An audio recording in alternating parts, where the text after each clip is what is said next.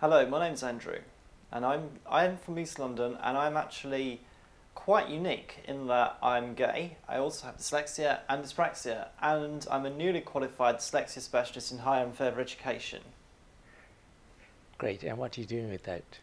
At the moment, I'm actually in the process of looking for some new students. I promote assistive technology products such as Inspiration, Mind Manager, and Text Help 9. Inspiration and Mind Manager are actually specialist programs for dyslexics to use in terms of mind mapping, which used to be called brainstorming their ideas on the screen, and then once they've captured their ideas visually, they can then transfer their ideas onto Microsoft Word. And Text Help 9 is a fantastic screen reader that actually proofreads your work, and what you can do is you can actually make a speech file from a text file. So what you can do is if you scan in a document, say from Attitude magazine, about how fantastic Adam Rickett is. Adam Rickett's new song is actually about to be released in September. It's called I Breathe Again. So you scan it in using a scanner onto Microsoft Word, and then from there you highlight the text and you click on the speech maker and it actually makes a speech. And that program is fantastic. It saves many students' life. I used to have about 30 students a week, and 28 out of 30 of them actually were able to proofread successfully once they'd used Text Help. So how were the difficulties for you when you were younger? Well, in terms of having dyspraxia, there wasn't really much help until I actually got to university. I used to use the computer a lot in primary school, a program called Pendum, which is well out of date now, program that used to be a word processor. But then I got to university, I got a specialist computer, and then from there everything went more positive. And did your family help you and support you? Well, I received a disabled students allowance, and I lived at home most of the time I was studying, and actually had a specialist laptop, printer, a mini disc recorder, which then got replaced by a digital recorder, and I also used a variety of different software packages. Did you suffer any bullying at all? Bullying in terms of when I came out as gay in the sixth form, people were like, faggot. And people were like really weird. How can this guy be gay? He hangs around with girls a lot and he likes Steps. And Faye, Claire and Lisa from Steps were very actually attractive for the guys. I mean, one of my classmates says, no, you really fancy Lisa. No, H is far better. He's actually got a very nice boyfriend who actually used to be their manager, Tim Byrne. And I actually went to see Steps live the last time they ever performed at GAY before GAY moved to where Heaven is now. I can remember some students feeling there's a bit, oh, we knew you were gay. It was obvious, you know, you're always listening to pop music and you never seem to ever go out with a girl. You seem to be very popular, but you never seem very interested.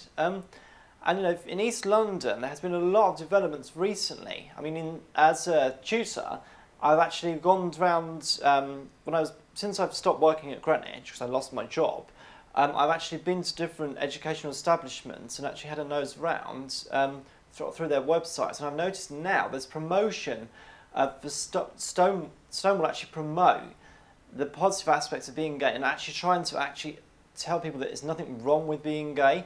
Whereas when I was at school, in year 9, we actually watched a programme called Living with the Enemy. And basically there was a rugby player who was completely homophobic, who had this very attractive gay guy actually living with him for a week. And that was one of the few things that we actually covered.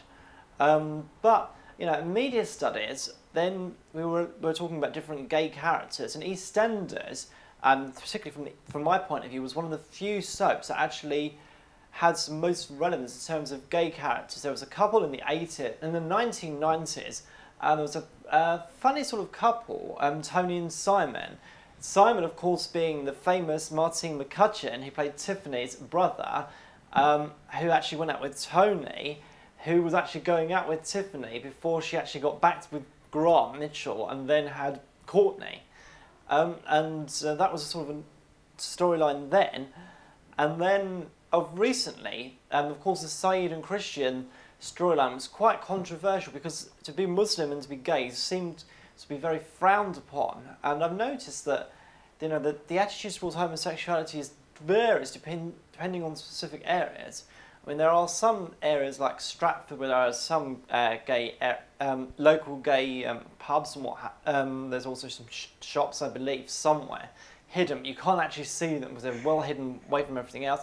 And in Walthamstow there are some sort of mini gay scene, and apparently some new saunas opened up. I was talking to someone online that apparently from there there's some new sauna out there. But the main thing is, when you're gay, is you should not be sort of bullied, because there are 1 in 10 people are gay, and you know, nowadays there's a lot of people that are famous that are gay, and that have actually helped to actually try and convince the public there's nothing wrong. I mean, recently Joe McElderry, who of course was the winner of the X Factor 2009, he came out as gay, and you've also got the gorgeous Will Young, who actually got a really good taste of music and has actually got a nice sort of personality, and he's not too camp, but he actually came out back in 2001, and again he was fantastic. And I think that, well, there needs to be more sort of work to actually help people from more ethnic groups, because in terms of being gay and being Christian, it doesn't seem to be as much of an issue, but for ethnic people from an ethnic minority, there does seem to be this kind of taboo. And EastEnders has done a very good job of actually trying to portray how a Muslim family can react by Saeed being rejected from his family because he preferred Christian to Amira.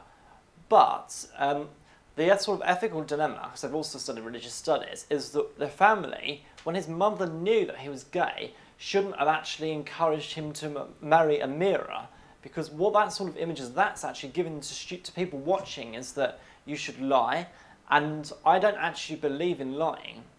If he's willing to lie for his family and actually defy himself the opportunity to have something going special with Christian, which he has luckily got now because Christian took him back, he's actually trying to say that being gay is wrong, and that's not right. And for a Muslim, I think that what they've actually seen is there's sort of two sides to every story, but I think that it was completely unethical for him to marry Amira in the first place. Do you have any gay ethnic friends? I don't, but I have my suspicions that a couple of people, again, who are Muslim, are closeted and won't admit it because of the sort of impression that it will give to their family. And I've noticed on Facebook, whereas people were interested in, they have actually left that out, and there doesn't seem to be sort of any mention of any sort of girlfriend or boyfriend, whereas most of the other people I'm friendly with on Facebook do say interested in men, women, what have you, and it seems a bit odd. But I suppose people don't like to put all of their information on Facebook. I mean, some people may just be choosing to say, I don't want people to know, but at the same time, you know, I think that there are, you know, as there 1 in 10 people are gay, out of the 150 something people on my friends on Facebook, there must, in theory, be at least another 14 people that are gay, but they're not, say, out. Do you have any close friends in Facebook? Yes, one of which is my an ex-boyfriend who I actually lived with in Harrow on the Hill, which is nowhere near East London. But we're still close, even though we split up about 2 years ago. And you know, him and I are really good friends. We still go out shopping and, you know, do dinner and what have you. And we've been helped each other through difficult times. Like when his dad died, I was there for him. When I had a recent split up, he helped to support me. But you know, I think sometimes having good friendship is better than having a relationship that's not really going in the direction that two people want. But again, it's down to what people want. But parental pressure can actually affect gay relationships, I think. And how do you see your future? In the future, well, touch wood, I'm hoping that I will start my new job in October, and I do freelance dyslexia tuition at the moment. I'm hoping that, you know, one day I will find Mr. Right, and hopefully one day I'll also have my own flat. And I do actually see a future where there will be no issues, hopefully, within primary school, within secondary school, and within FE. At university level, there are many clubs. I mean, London Mat, there is actually a dedicated LGBT group. I'm actually reviving a group, Dander LGBT, and I will actually put some information on the website at a later stage. For people who've got dyslexia, dyspraxia, Asperger's, ADHD, and also autism, who actually are looking to make gay friends. And we did have this group last year, but it did stop because there wasn't enough attendance. But what I'm doing is I'm going to revive that. And I feel that there needs to be more positive portrayal of being gay, and that's where I think there's a struggle at the moment, especially within sort of secondary school.